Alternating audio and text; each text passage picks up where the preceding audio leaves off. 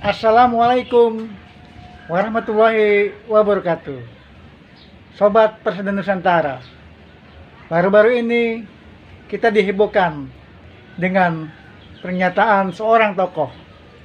I want to break free. I want to break free. Ups, bukan tokoh yang ini.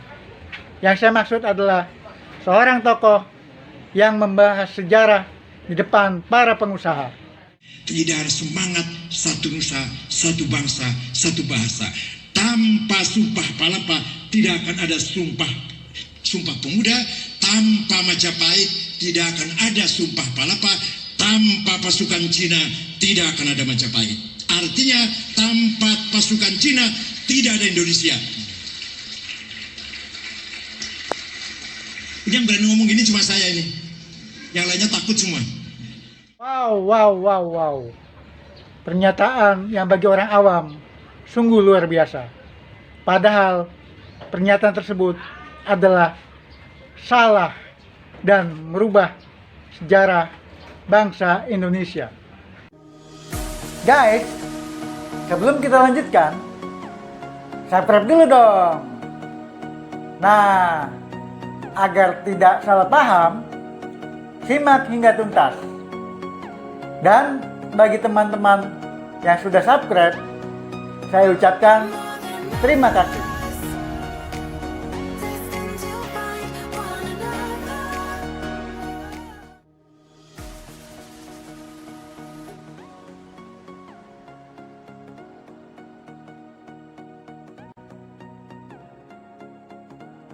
Sobat, pernyataan tokoh ini disiarkan langsung oleh sebuah televisi swasta.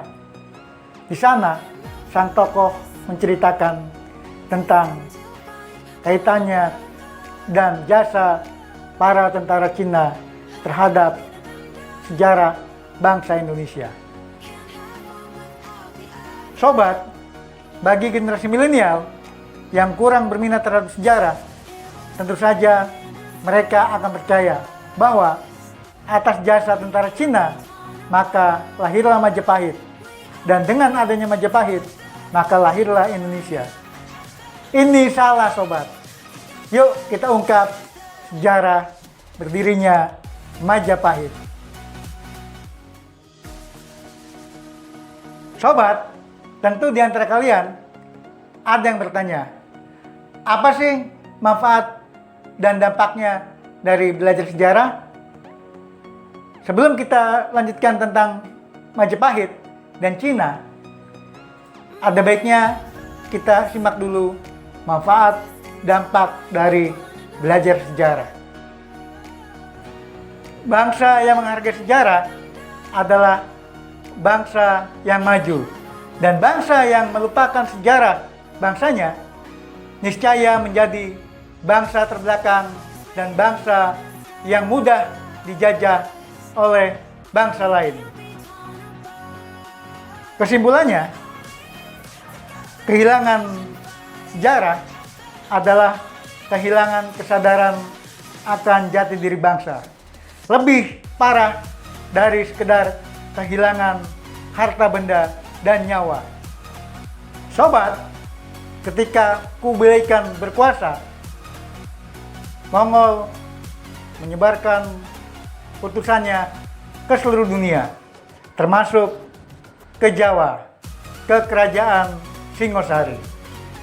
Mengsi ditugaskan untuk menemui Prabu Kertanegara untuk memungut upeti dari Singasari sebagai tanda tunduk kepada Mongol. Tapi Mengsi dianggap menghina Singasari, sehingga telinga Mengsi dipotong oleh Kertanegara.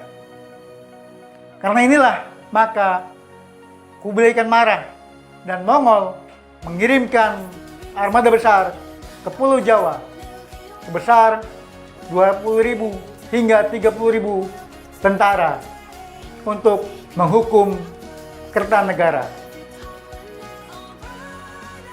Namun, sebelum pasukan Cina mendarat di Pulau Jawa, Kerajaan Singasari telah dikalahkan oleh pemberontak yang dipimpin oleh Jaya Katuang dari Kediri. Jaya Katuang menjadi Raja Jawa.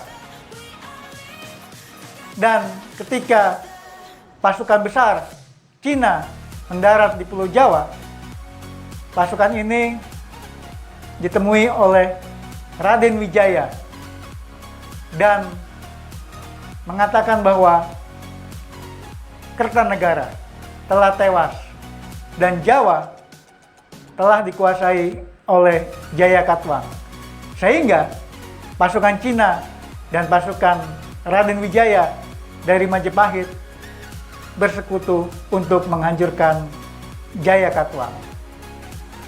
Persekutuan ini mencapai kemenangan yang gemilang, sehingga Jaya Katuang dapat ditumpas dan hartanya dibawa ke Majapahit oleh pasukan Raden Wijaya. Lalu orang-orang Mongol meminta agar harta rampasan tersebut diserahkan kepada Kaisar Kublai Khan. Lalu dihajaklah orang-orang Cina ini ke Majapahit.